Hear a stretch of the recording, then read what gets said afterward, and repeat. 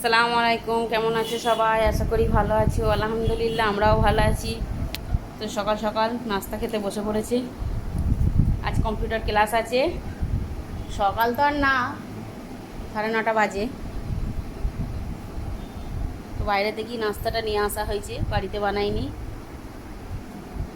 আর এদিকে দেখো, চিংড়ি মাছ নিয়েছি আজকে। এই দেখো, বড় বড় চিংড়ি আছে। ছেলেরা তো খায় না, আমি নিয়েছি। এটা মানে 2 দিন হয়ে যাবে। আর ছেলে কম্পিউটারে চলে গেলে রান্নার জোগাড় হবে। আর এক ছেলে তো ঘুমাচ্ছে এখন। তা যে ছেলের সকালেই ক্লাস আছে, কদিন মানে গরম পড়েছে, সে থেকে সকালে ক্লাস আছে, তাই তো।